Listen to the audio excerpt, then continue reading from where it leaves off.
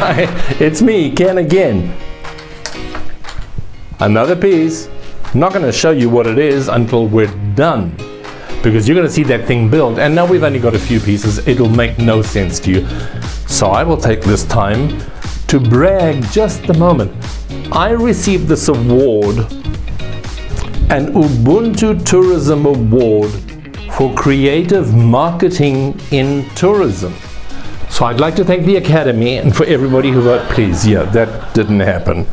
But I did get the award, and I'm very proud of it, because I think I'm pretty good at that. Something else I'm pretty good at is being extremely sarcastic. And again, I have opinion about everything. A lot of people say that I'm funny. I don't think I'm funny.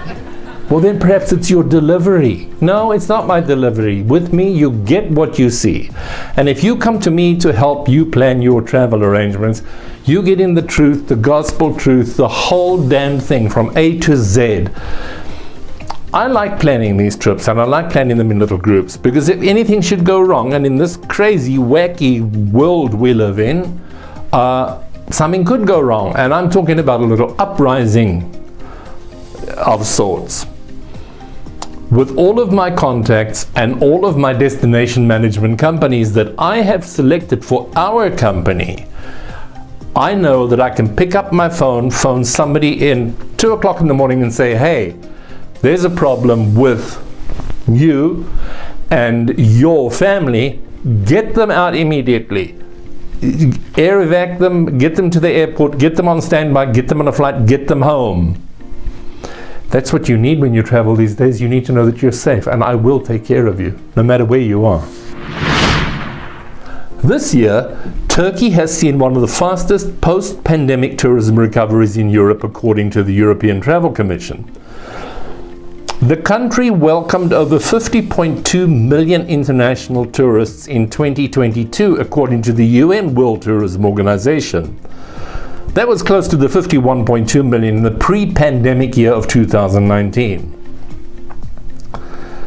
One company stated that Turkey was constantly at the top of its 20 destinations every week. The drop in international inbound hits Turkey at an inconvenient time. This recording is taking place in November of 2023. And this is generally the time where it's the top season for booking travel. Remember, I told you once before, if you were paying attention, that traveling in Turkey in the summer can be very daunting. If forward bookings continue to remain weak, tour operators will have to trim their inventory in Turkey because they just didn't feel comfortable about the trip. And the reason is because Turkey's proximity to Gaza. Okay, people, I don't know if you're familiar with the map, but if you are standing in the port of Izmir or Kuşadası, which is where you will go to Ephesus, the ancient ruins. That way are the ruins, and if you turn that way, you can see the island of Samos. That is Greece. So if you're going to be so stupid to cancel your Turkey arrangements because of Gaza, please cancel Greece as well. And Greece is only this wide, and then there's a little sea, and then there's Italy, so cancel those too. This kind of nonsense that is fed to you, the consumer, is what gets me so irritated. It's stupid. I'm not saying, oh, book a flight to Tel Aviv and take a vacation on the beach. No, hell, I'm not that stupid either. And if you were going to do that, I would just say, well, then go do it elsewhere, but not with me. But the point is, media reporting is, I'll just do it for my editors of this program, so they don't have to look for everything I say and beep it out or make a sound over it. No, if you are going to listen to all of this reporting and follow all of these guidelines, you're full of.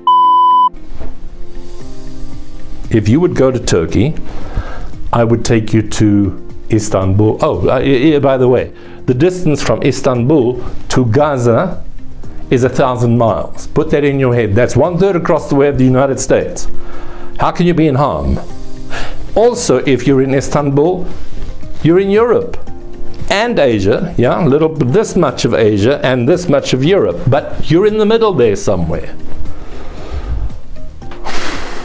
Then you should cancel your trips up above Istanbul and so on and so on. It just, I'm not suggesting that I want to put you in a danger zone. I will never do that. I told you moments ago that if you were in a danger zone, I would whip you out of there, that your head would be spinning like a whirling dervish. You wouldn't know what the hell happened to you, but you'd be back home in the homeland and facing the land of the free, where you can pick up an AK-47 or whatever and just go and blow up a whole lot of people. Put all of that into context.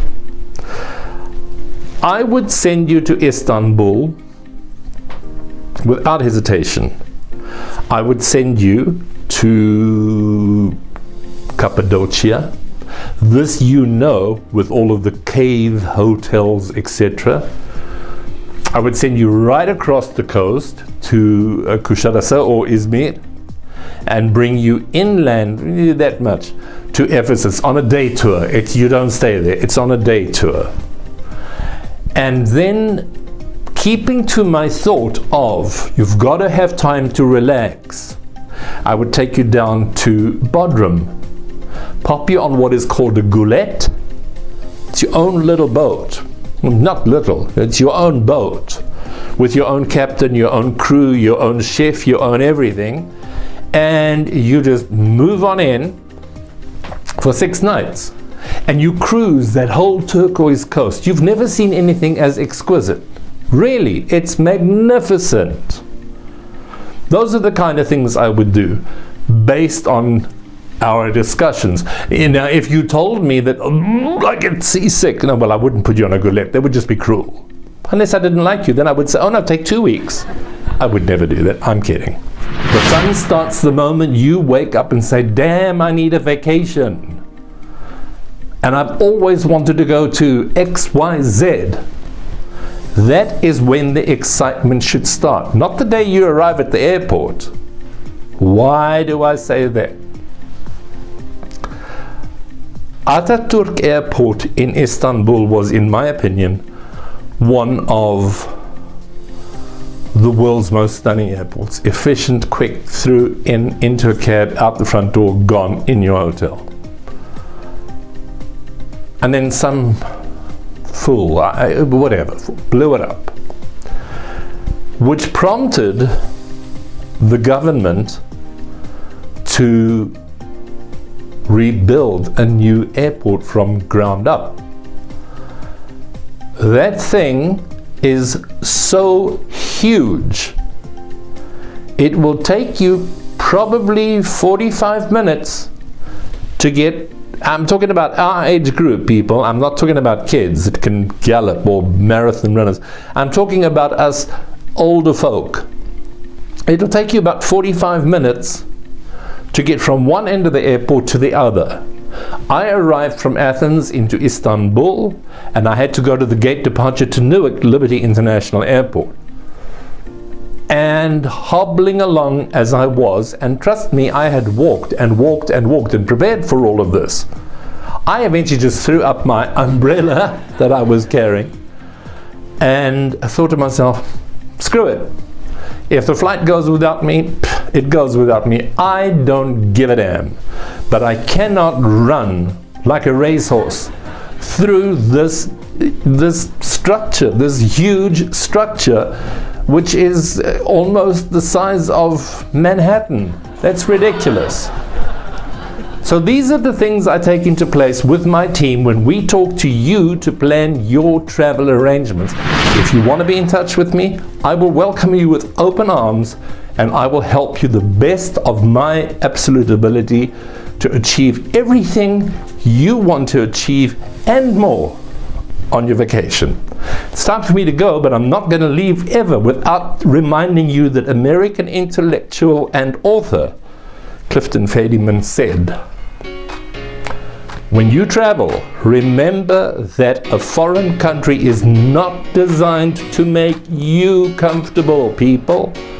It's designed to make its own people comfortable. And on that note, see you next time.